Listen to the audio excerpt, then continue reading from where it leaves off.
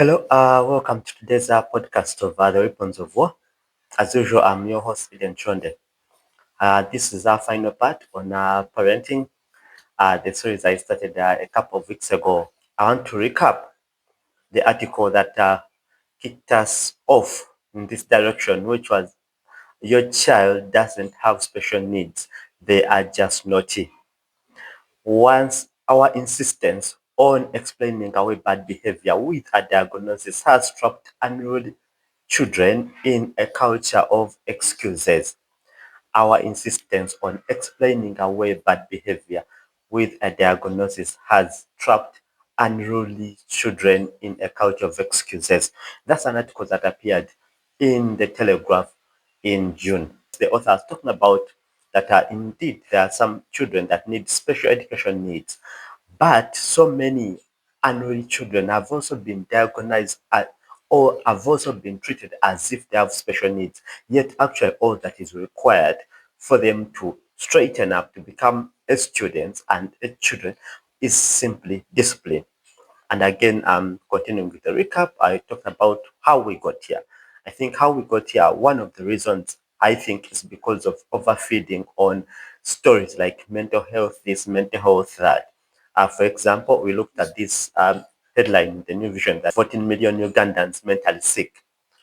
And again, this one in the Observer, 1 in 4 Ugandans fighting mental health.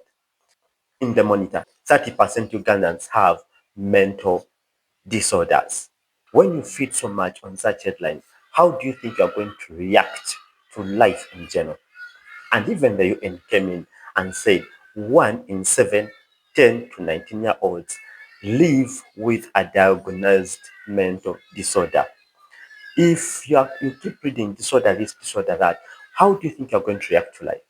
It's so simple. You're going to start treading almost on your carefully here on eggshells, tiptoeing around subjects matters, or this may cause a mental health, this may cause mental health. Any challenge you find, you start to think mental health, mental health, mental health. Everything you see it through the lenses of mental health. Everything you approach it with mental health as if it's the likely end result. So you avoid so many things, or you give up so many things. And then the other bit that I think has caused these unruly children being diagnosed as, as if they are also mentally sick or have disorders, has been especially back in Africa, where any sort of discipline or much of the discipline that some of us went through has been now categorized as corporal punishment.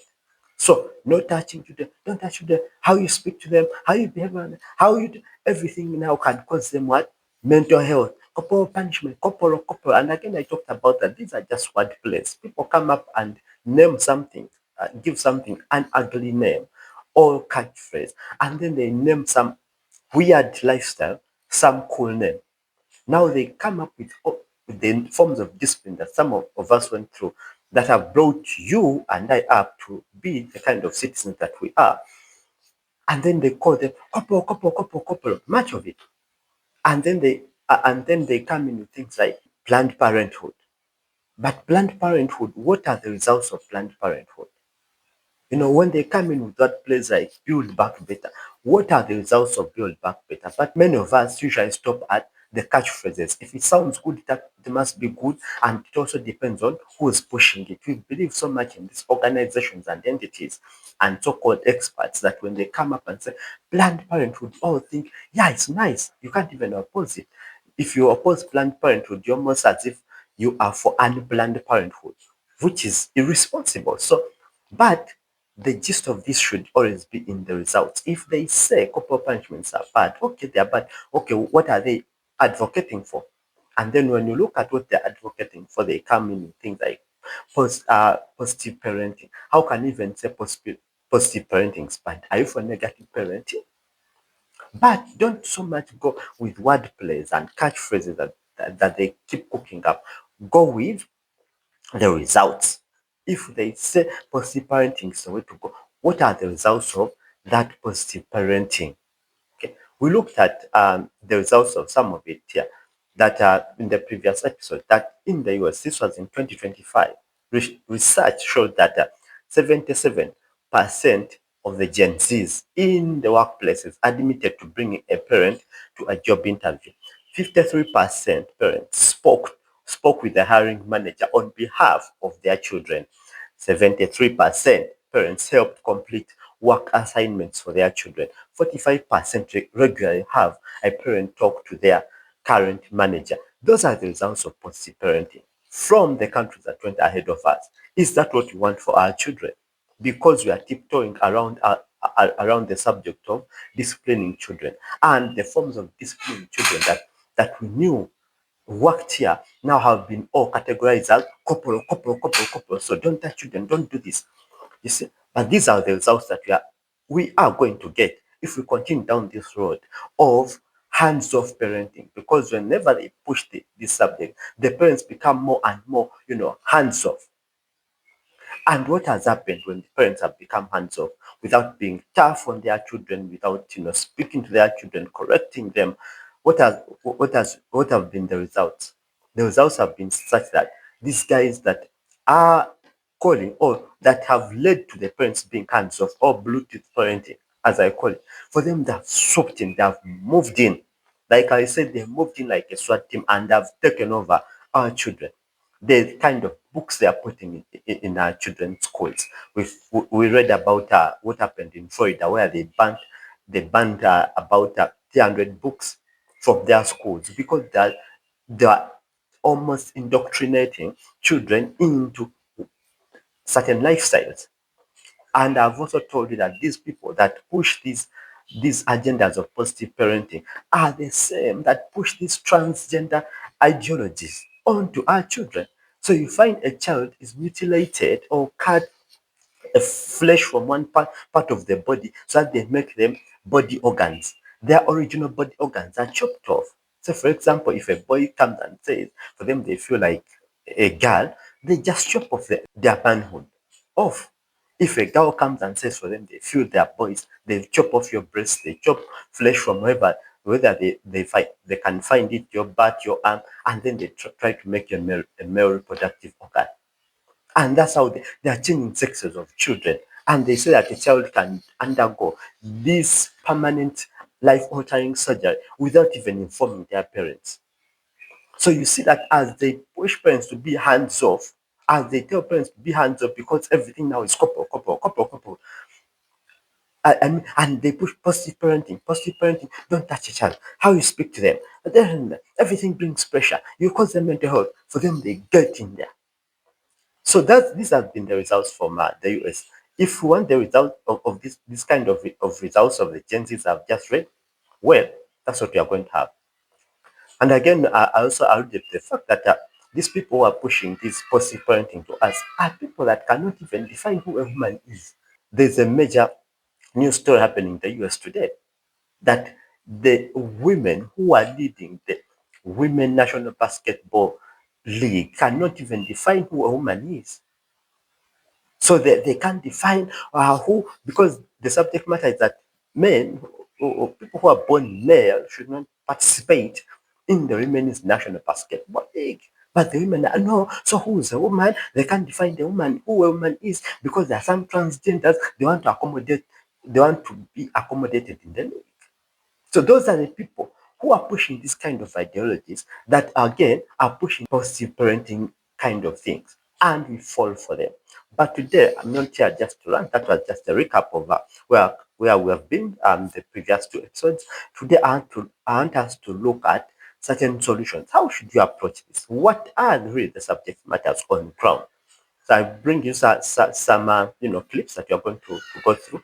And first to kick us off is this by Patrick David. Let me pause here so that you may have a look.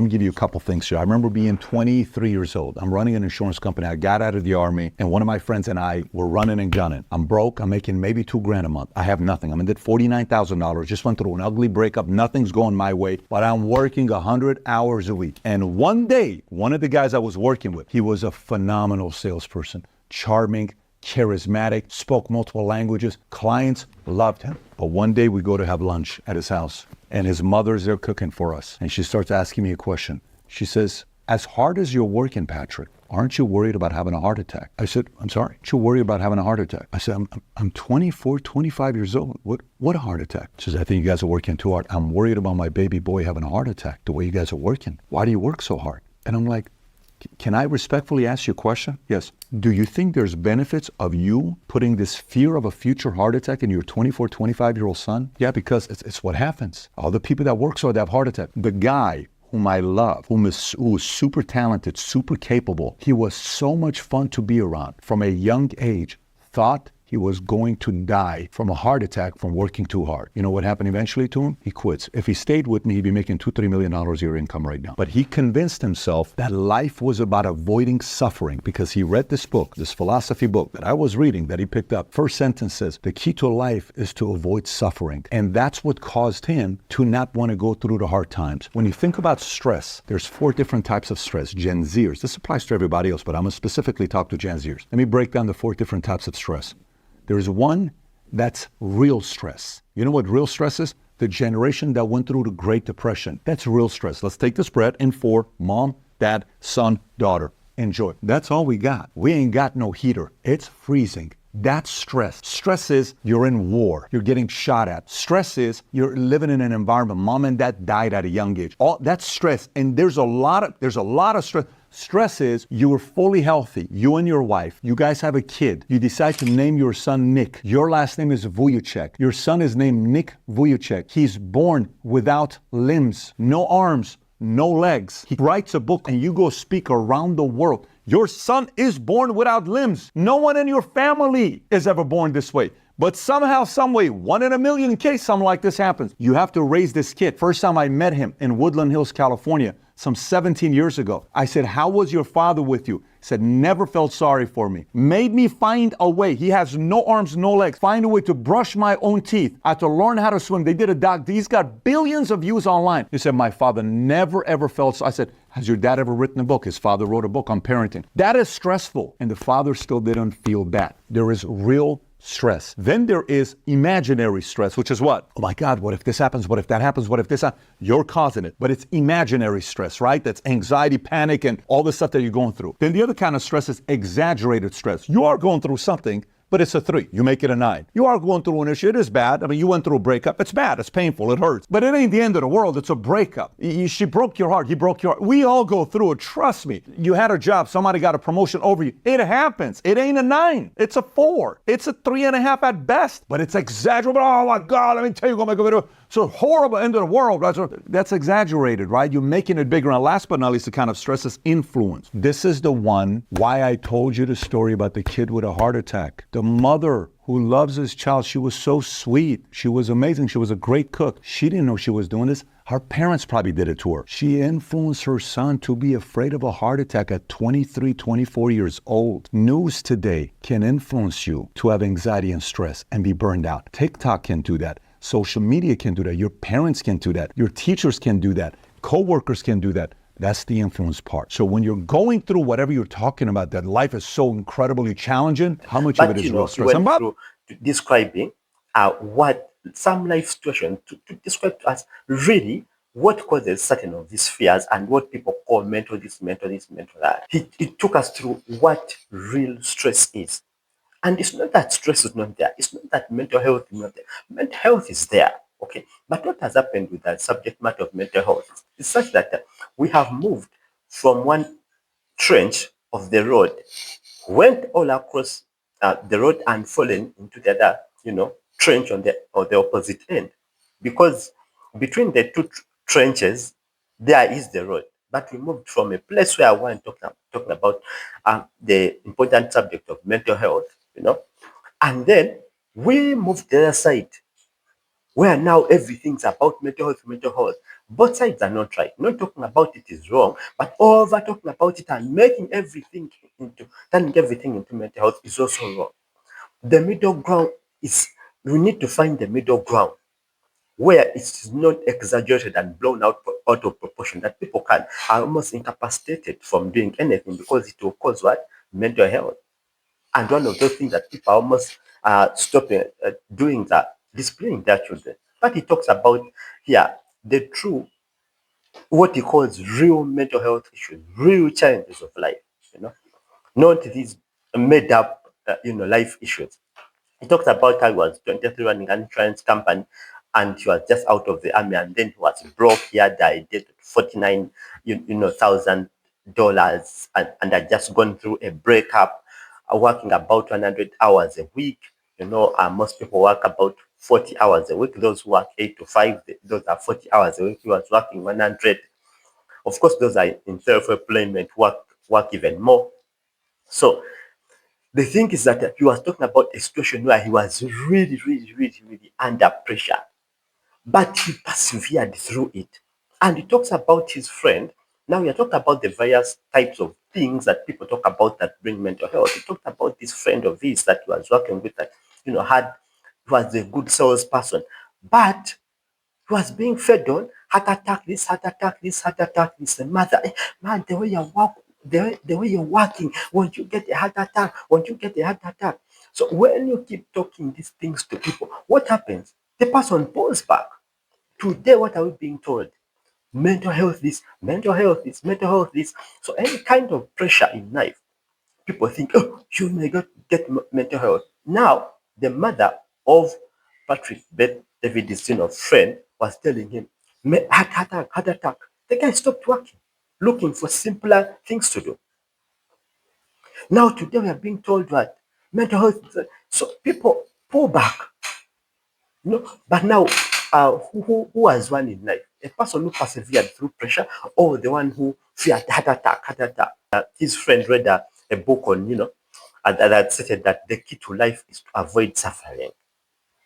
Yeah, I know we all try to avoid suffering. We don't go into suffering, knowing it. But suffering or going through hardships or challenges or pressure times is part and parcel of this life. Not all times are the same.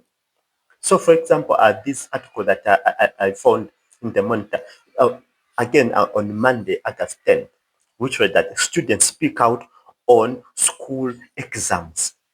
And it read just snippets. Students say exam pressure is becoming unbearable, blaming it on overload revision schedules, public shaming over marks, inadequate counseling, and poor study guidance.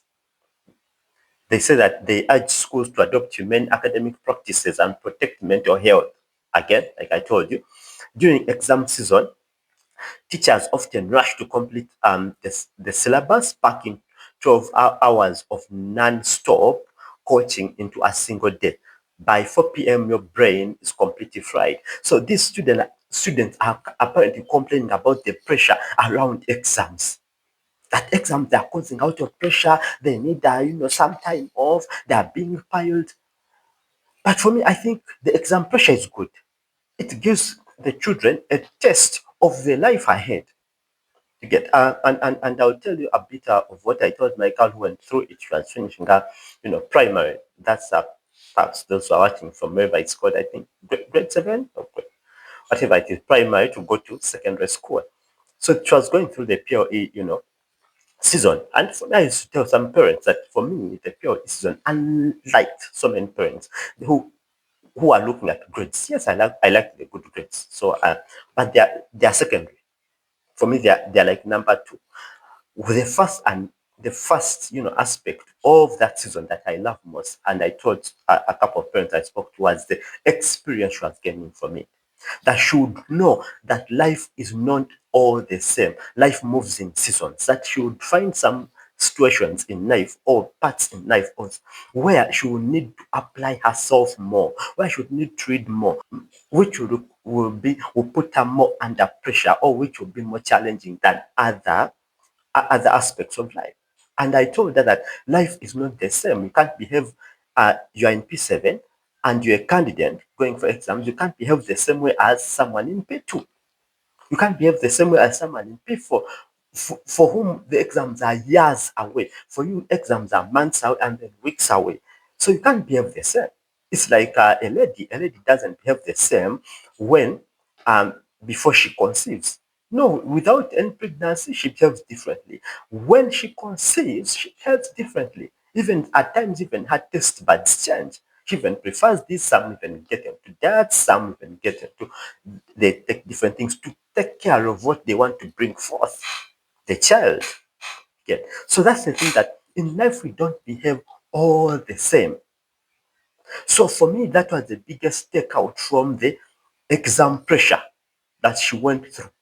And I told her that I think that is your biggest takeout. No, that's what life is about. And yes, she performed well. But now, if people don't even want that pressure, no, we don't have the exam pressure. The exam pressure is so much.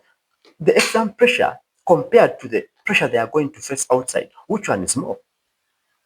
But then you find that some parents go, oh, the pressure will cause mental health. Those are the people those are agencies that we saw in the US that can't even hold down a job because of pressure, because they are brought up trying to avoid suffering, trying to avoid any challenge, trying to avoid anything that gets you to apply yourself more. No. That's wrong. We should train our children actually find situations where they will be required to apply themselves even more to build those resilience muscles. That any challenge they find in life is not a full stop, it's not a mental health challenge. So for me, that was my biggest aspect I loved out of that exam period, where they're required to school early, they stayed extra time, they put in weekend hours of study. Yes, I liked it. She knew in life we don't behave the same all the time. You are a candidate, you don't behave like a P2 child. But we want candidates in P7 who are preparing for the primary living exam to also be treated like as if they're in P3. That's impossible if it's not like that. So he looked at the different kinds of stress here, and one I loved much was where he talked about what he referred to as real stress, and quoted the example of Nick Vujicic. I think we all know that that gentleman is done a lot of public speaking, the one without limbs. And for me, when you talk about stress of bringing out up a child, that is a primary example. That what those parents went through, what the father and the mother of this gentleman went through, was unimaginable. You give birth to your child and they have no limbs. Okay. Now today we excuse our children for all manner of, oh, you cause this, you cause this. Now there's nothing like you will cause this. They are facing the real challenge in real time. But again, it's so much to do with how the father went about it. For me, so many may disagree with the methods, and to them, some of the methods, perhaps they may say that was corporal punishment. But you can't argue with the result. He said that his father never felt sorry for him. He asked him to find ways of doing things by himself. He learned to swim, he learned to brush teeth, he learned to do so many things. And we are talking about someone without limbs here. Okay. And today, we can't even let our children do things by themselves who are able bodied, who have everything, mentally sharp, physically, okay, but you can't let them do things on their own. And you have this father who is raising a child without limbs and telling them, find ways of doing things yourself. Never felt sorry for him. And today we see the result. Now, what excuse do we have not to discipline our children, not to let them go through life themselves, to try out things? And today you're seeing Genesis mentally sharp, physically okay, but the parents are the ones going to do interviews for them. Now you're seeing that this gentleman Nick is done encouraging people moving, giving public speeches, is a huge testimony of what real parenting should be like. But I'm sure most of the things that his father did, you know, could be today they could be categorized as corporal punishments. How do you say you never showed any sympathy to your child? No, but that was real love. See where he is today. But today we have parents, helicopter parenting mature children in their 30s, parenting them. But this one without limbs is not being parented. Married with a couple of kids, is it three or four? Having enjoying his life because the parent did what he had to do. The parent parented. Anyway, and he also talked about imaginary stress. Uh, and this is the stress that many people go through. Imaginary. What if this goes wrong? What if this will cause mental health? This will exaggerated stress. So that was, I think, number three. I talked about the real stress that Nick's father went through. Number two was the imaginary stress. Then there's exaggerated stress where you're going through something like he went through the breakup, like his business, he was knee deep in debt. Yes, those things cause stress, but much of us are so much into exaggerating the stress that you're going through. If you say three, you react as if it's a nine. Yes, you've been fired from a job. So, yes, your landlord is on your case. So, yes, you've broken up with your spouse. So, yes, those things cause stress. But what degree? Much of us, because of what we fed on, we exaggerate this matter. You curl up in bed, you can't leave because of this, because of that. You understand? And then you talked about the influence stress, which the stress we pick up from social media, from parents, from peers, because they talk about this causing mental stress. You think you also have mental health. I talked about here the headlines. 30% Ugandans have mental disorders. You keep feeding on this and you think everything is a disorder. But it's just influence. It's not exactly that you're going through that. Since we are talking about solutions on how we should approach parenting, um, this is one of the major steps, teaching grit.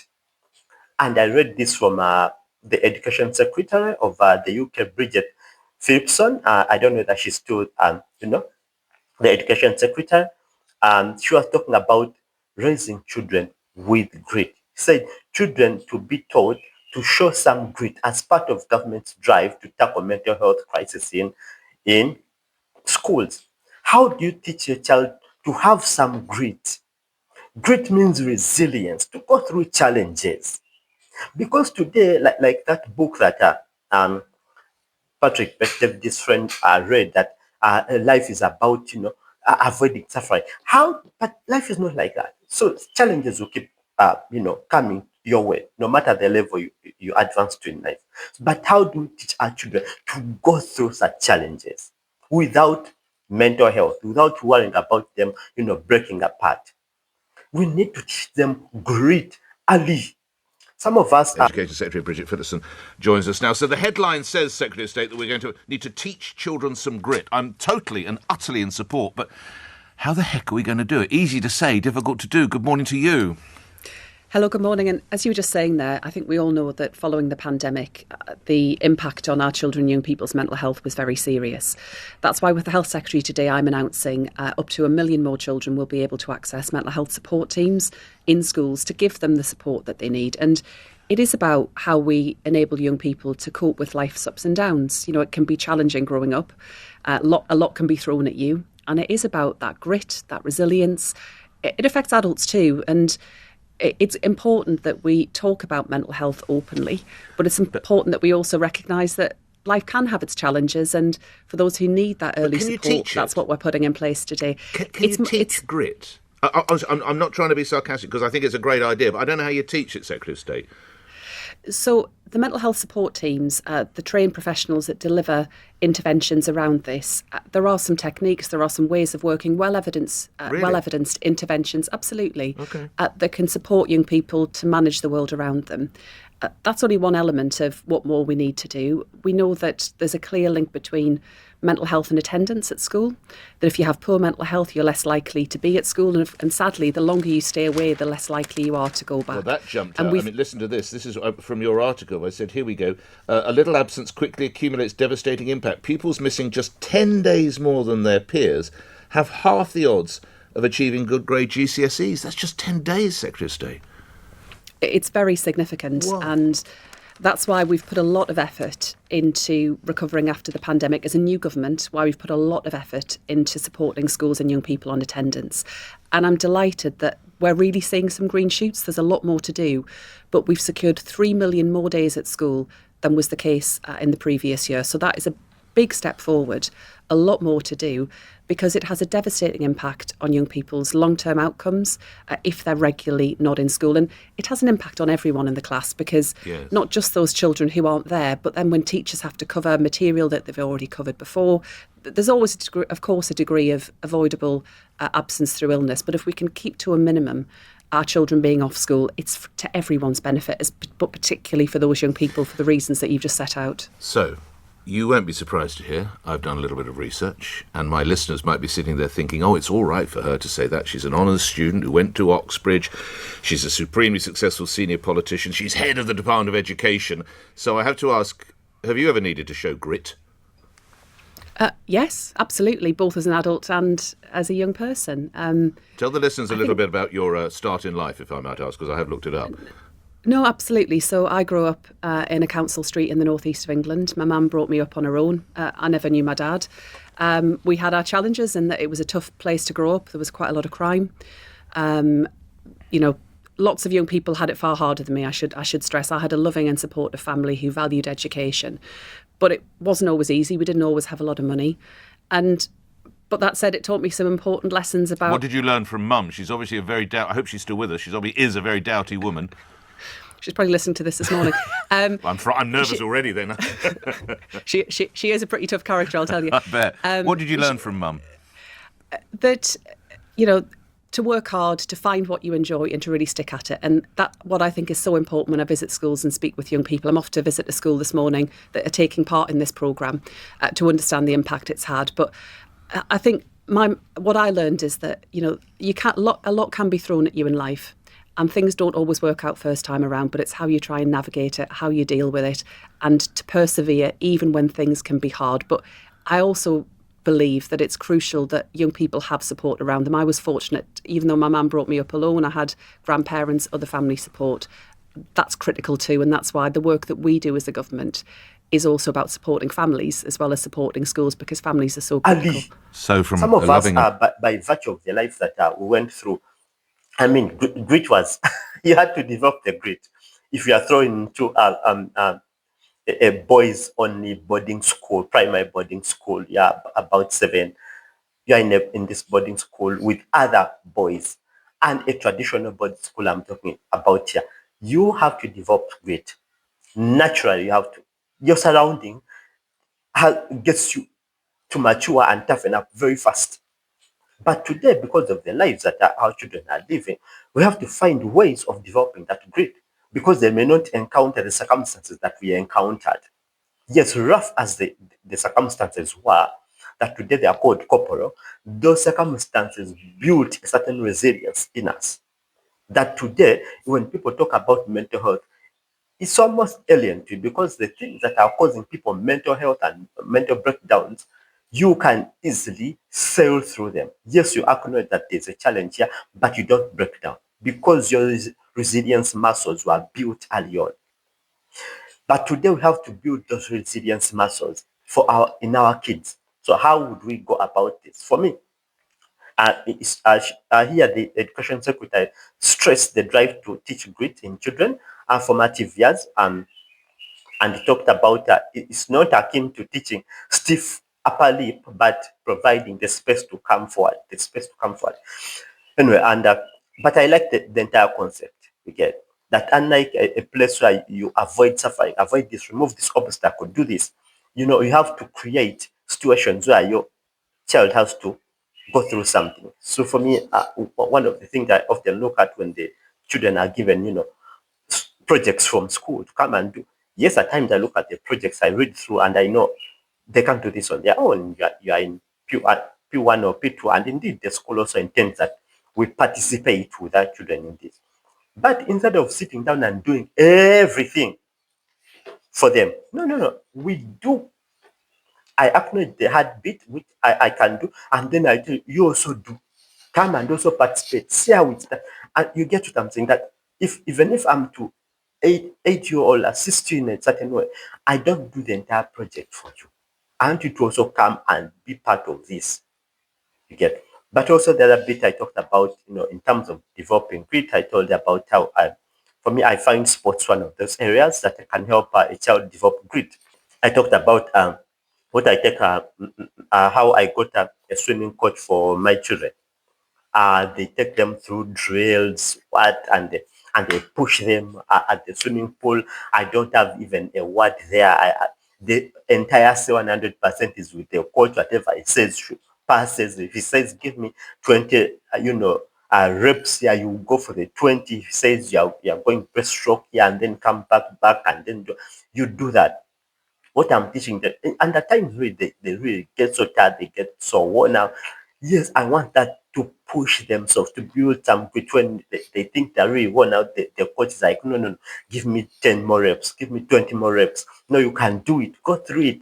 This is possible. Do this. Yes, they're practicing diving, and for like 30 minutes, an hour, they're practicing one thing. But you're trying to build some, muscles in them to be resilient. And this is just one of the ways. I'm not saying it's the all it all, but it's one of the ways I try to, look at ways of making students resilient. I find sports that kind of, environment. It teaches discipline, it teaches you to listen to authority, it teaches you to push yourself, how to handle losses, how to handle, victories. When you're on top, how do you behave? When you are at the bottom and you haven't won, how do you behave? Okay. When they go to school, for me, again, I'm not into those medal go around where everyone wins. No, you get. I don't like that. There's also this article in the Telegraph that also talked about too many young people signed off for struggling with hard work, says the employment sir. This was in August 2025. So many young people, because hey, it's stressful, and they get medical cheats, and they stay home. They get any challenge they get. So we need to teach our children grit. Anyway, the article talks about too many young people are being signed off sick for finding work difficult. The government's worklessness has warned. As soaring sickness rates deepen Britain's economic activity crisis. Sir Charles Mayfield, leading a government review into long-term worklessness, said that doctors were often over-medicalizing stress and anxiety by writing fit notes instead of helping people remain engaged in the workplace.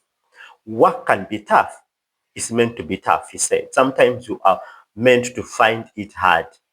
You are not meant to ace everything or get everything right. When challenges are dealt with in a positive environment, they can be constructive process of improvement. So it's talking about the same thing that we saw Gen Zs are complaining about. We need to teach our children to have this grit. Not everything is good. Mental health, what you felt like, what? Sick leave. You go home and rest. You go home. Certain of these challenges such that you have to walk through the challenge.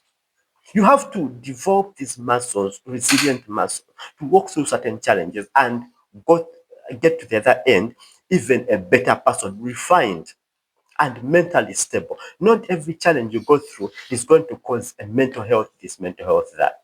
Okay. Life has ups and downs, ups and downs all the time. Okay. You're up today, the next day may be more challenging, but the thing is, you have to go through it. Life is not all the same. It's not all the same as if you know you're on cloud. It's not. The education secretary of the UK mentioned something very important when she stated that for her she came through the challenging kind of situation growing up, but she mentioned something important: the support of family around her, and said that is critical too. The work we do as government is also about supporting families as well as supporting schools, because families are critical. Much of the government efforts that we talk about here is that family structures have to be strengthened. Parents have to be empowered more. They have to be empowered to do their roles, not to be, hands off, not to be Bluetooth parenting, because everything starts there. You get. She had the support of the family. She talked about also growing up, with only her mother and perhaps and then other relatives. The father perhaps was there that much, but she turned out, a good citizen, so to say. So the thing is, the family support is very, very, very important. So for me, when I see our parents again being hands off as a Bluetooth, that means for me there's something wrong there. If the family support, if the parents who are supposed to parent are almost hands off, there's a challenge there. And most of these drives that they are doing are corporate this, that, don't discipline, don't talk to the child, they are meant again to reduce the family authority and support towards the child. And then the other aspect that we shouldn't miss in we are looking at solutions is the importance of worship places. Here, when you had the pandemic, the first thing that they said was that worship places were not essential. And then we saw suicidal and mental health issues skyrocketing. This speaks to the, again, to the intentions of the people that push these agendas, that they look at the ecosystem, and one of the primary, aspects of the system that stabilizes people's mental abilities and mental states, they call it non-essential. In a time where it should be very essential. Anyway, continuing with that same lane, we need to also revisit much of our ancient wisdom that has been there, laid there for us to get. But today it has been declared what? Corporal. And continuing that good book, which it teaches us the ancient wisdom. Ancient wisdom that is never out of fashion. It talks about foolishness is bound up in the heart of a child. The rod of correction will drive it far from him. Foolishness is bound up in the heart of a child, and the rod of correction will drive it far from him. Today, the rod of correction is called what? Corporal punishment. That same Bible talks about whoever spares the rod hates their children. But the one who loves their children is careful to discipline them. Whoever spares the rod hates their children. Now, today, you think by sparing the rod, by not disciplining your child, you love them.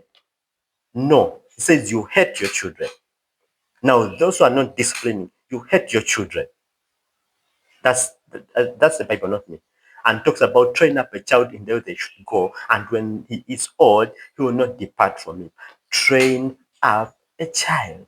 A child just can't grow without any training, without any discipline, without any boundaries, without knowledge of any authority. If it's a plant, it's a wild plant. It's not the kind of plant from which you expect fruit. Any kind of plant from which you expect fruit, you look after it. You cultivate around it to ensure that everything around it is geared towards helping this plant to bear much fruit. But if we let our children just grow wild, then what manner of fruit are we expecting? Train up a child in the way they should go. And when it's old, he will not depart from it. You create a homing device in the child that even when they step away, when they step astray, when they go astray, they will remember, no, no, no, no, no, no, no. At least there'll be something to tell them, this is wrong. This is not the right way. This is wrong. There's a better way to live. Even when they step aside. Again, it's like the prodigal son. Even when he stepped aside, there's the homing divide that no, in my father's house, no, it's better the other side. Could they step away? Yes, they could. But there will be that seed that was sown because you trained them up. I'll end on that note that family is very, very important. And so, contrary to all this positive parenting, they say positive parenting, but yet actually, they are, parents are getting more and more hands off because of the measures that, or the implementation of that so-called positive parenting. The parental authority over the children is being slashed and chopped almost all the time because the parent, if you do this mental health, if you do that mental health, if you do this, you could go to prison. The parent's authority over a child is being chopped and reduced by the day, whereas governments are increasing their authorities over the children, and the results are telling. So the family's importance is very important in raising up the next generation. And worship places can never be declared non-essential. They can't. They could be the best solution that we have towards solving the mental health issue, though they are never mentioned whenever people are talking about mental health, this mental health, that. So that's it for today. And that's it about parenting. The parenting series that we've been going through. Train up a child in the way they should go. And when they're old, they'll not depart from it.